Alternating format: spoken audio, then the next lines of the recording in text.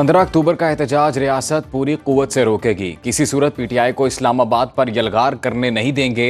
मुल्क की इज्जत के खिलाफ इक़दामात की इजाज़त नहीं दी जाएगी। वज़ीर दिफा ख्वाजा आसिफ की सियालकोट में प्रेस कॉन्फ्रेंस। अदलिया पर तहरीक इंसाफ की सहूलतकारी का इल्ज़ाम। कहा जजेस कब तक अपनी अंदरूनी सियासत में उलझे रहेंगे।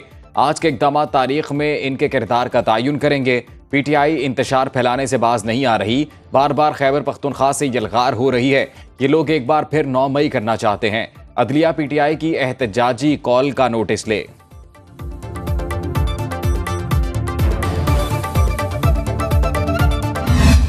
तहरीक इंसाफ या जिसे मैं तहरीक इंतशार कहूँगा, उसने 15 अक्टूबर को जिस मुजाहरों की कॉल दी है, अब कोई शुबा नहीं रह गया कि कराची में होने वाली दहशत गर्दी और तहरीक इंसाफ की इन सियासत दहशत गर्दी की कॉल्स में मुमासलत है। यूं लगता है कि इनका स्क्रिप्ट राइटर एक है। वफाकी वजीर एहसन इकबाल कहते हैं तहरीक इंतशार की जानिब से 15 अक्टूबर को एहतजाज की कॉल मुल्क दुश्मनी है। गवर्नर खैबर पख्तूनख्वा फैसल करीम कुंडी ने कहा डी चौक पर एहतजाज से क्या बानी पीटीआई आज़ाद हो जाएंगे। पीटीआई किसके एजेंडे पर एहतजाज करने जा रही है। शहरी रहमान का पीटीआई को एहतजाज की कॉल वापस लेने का मशवरा। कहा रेड लाइन किसी शख्स की जात नहीं बल्कि मुल्क और मुल्की मफादात होने चाहिए। तलाल चौधरी ने कहा एहतजाज की मजम्मत ही नहीं मुरम्मत भी करेंगे। कल फिर एक दफा पीटीआई ने एहतजाज की कॉल का ऐलान किया है। जानबूझकर एससीओ कॉन्फ्रेंस जिस दिन अरूज पर होगी, जो कि पाकिस्तान में कई दहाइयों के बाद हो रही है, क्या फर्क है उस दहशतगर्द में जिसने चाइनीज पर हमला किया कराची में, और क्या फर्क है इस एहतजाज में। मुजव्वज़ा आईनी तरमीम के खिलाफ दरखास्त पर समाअत के लिए सुप्रीम कोर्ट का 3 रुकनी बेंच तश्कील। चीफ जस्टिस काजी फायज़ ईसा की सरबराही में 3 रुकनी बेंच 17 अक्टूबर को समाअत करेगा। जस्टिस नईम अख्तर अफगान और जस्टिस शाहिद बिलाल हसन बेंच में शामिल। साबिक सदर supreme court bar Abid Zubairi ने मुजव्वज़ा आईनी तरमीम के खिलाफ दरखास्त दायर की थी। मुस्लिम लीग नून ने जो इनिशियल ड्राफ्ट था उसकी जवाब में तजावीज़ बनाई थी, वो कि उन्होंने कमेटी में वो शेयर नहीं की बाद में, मगर हमारा ड्राफ्ट जो है वो पहले वाले उसके जवाब में है। जो कुछ 56 क्लासेस उन्होंने हमारे हवाले किए थे, उसके जवाब में हमारे कुछ 24 क्लासेस हैं जो हमने उनको जवाब में दिए। जेयूआई का आईनी अदालत के बजाय आईनी बेंच बनाने पर इसरार। जेयूआई के मुसवदे के मुताबिक आईनी बेंच चीफ जस्टिस पाकिस्तान और 4 सीनियर तरीन जजों पर मुश्तमिल होगा। हाई कोर्ट के आईनी बेंच के फैसलों के खिलाफ सुप्रीम कोर्ट का आईनी बेंच अपील की समाअत का मिजाज होगा। आइन की तशरीह से मुतलका मुकदमात की समाअत महज आईनी बेंच करेगा। किसी भी कानून साजी की इस्लामी नजरियाती कौंसिल से मंजूरी लाजमी होगी। 1 जनवरी से हर किस्म के सूद के खात्मे की तजवीज़।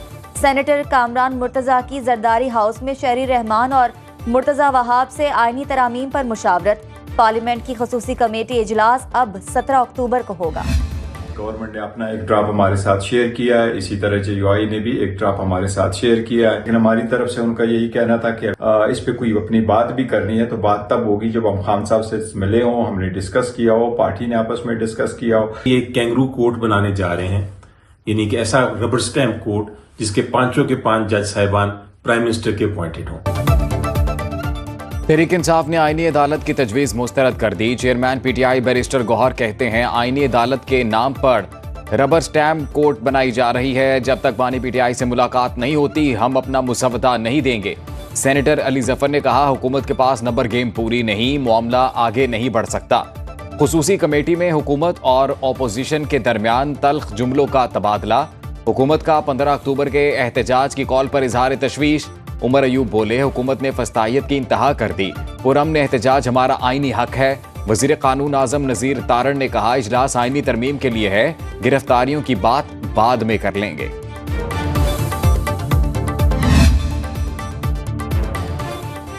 बिलावल भुट्टो ने आईनी तरामीम पर आवाम से तजावीज़ मांग ली। एक्स पर पीपल्स पार्टी की तजावीज़ पर मुश्तमिल मुसवदा शेयर। लिखा वफाकी आईनी अदालत बुनियादी हकूक, आईनी तशरीह और वफाकी और बैनुल सूबाई तनाज़ात से मुताल्लिक तमाम मसाइल को हल करेगी। जजों की तकर्री का अमल जो जजों के जरिए और जजों के लिए होता है खत्म होना चाहिए।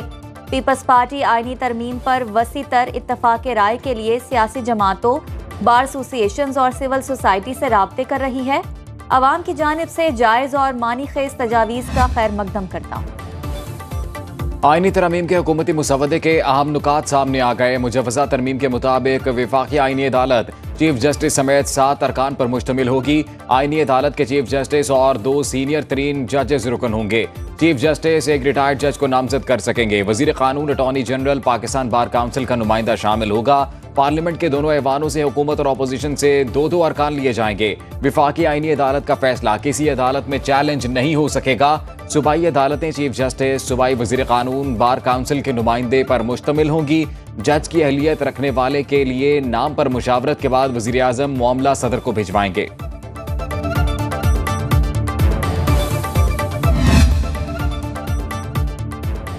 MQM ने आईनी तरमीम की हिमायत के बदले बल्दियाती इदारों के लिए इख्तियारात का मुतालबा कर दिया।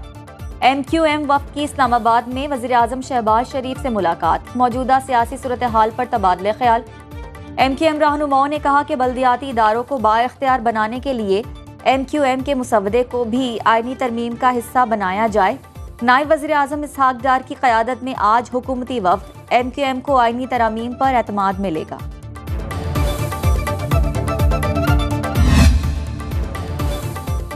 पाकिस्तान में आईनी अदालत की गुंजाइश नहीं, जजेस तैनाती का निज़ाम नाकाम हो चुका। साबिक वज़ीर आज़म शाहिद खाकान अब्बासी कहते हैं आईनी अदालत के बजाय सुप्रीम कोर्ट में अलग आईनी बेंच बनाया जाए। चीफ जस्टिस की नामजदगी का इख्तियार हुकूमत के पास होना तबाही का रास्ता है। जजेस की तैनाती अवाम के सामने होनी चाहिए।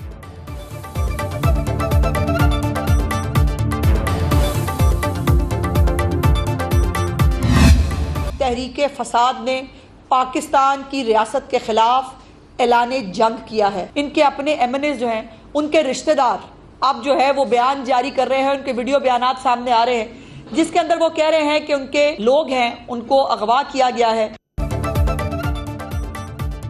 PTI अपने ही MNAs और MPAs को अगवा कर रही है। कलअदम PTM और PTI में कोई फर्क नहीं। वज़ीर इत्तलात पंजाब अज़मा बुखारी कहती हैं कि PTI ने हमेशा मुल्क की तरक्की के खिलाफ काम किया।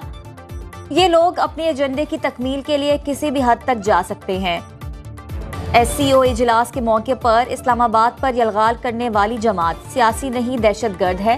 पंजाब के 13 अजला में दफा 144 नाफिज, पाबंदी का इतलाक 14 अक्टूबर तक होगा। शहर बेमिसाल का हुस्न लाजवाल, शंघाई ताउन तंजीम सरबराही इजलास। इस्लामाबाद को दुल्हन की तरह सजा दिया गया। रंगों की कहकशां के साथ शहर इक़्तिदार का हर मंजर निखर गया। चौक चौराहे खूबसूरत बरक़ी कुमकुमों से जगमगाने लगे। अंडरपासेस, फ्लाईओवर्स और सड़कों को भी रंगो रोगन करके साफ सुथरा कर दिया गया।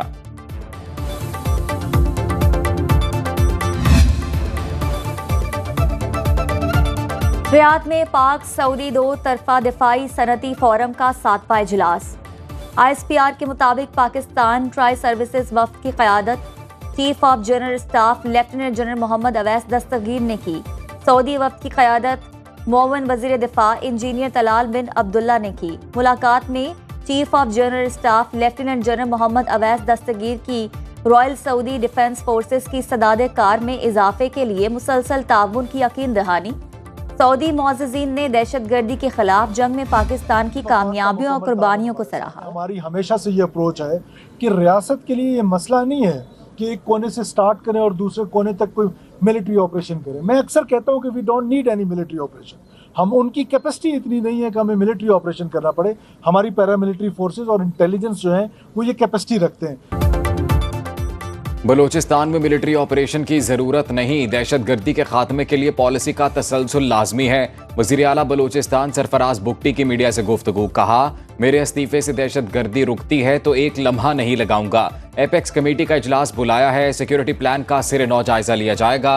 वज़ीर आला की कोयटा में दुखी हमले की जख्मियों की इयादत, दुखी हमले का मुकदमा CTD थाने में दर्ज। दहशतगर्दी, कत्ल, इक़दाम कत्ल समेत दीगर दफात शामिल।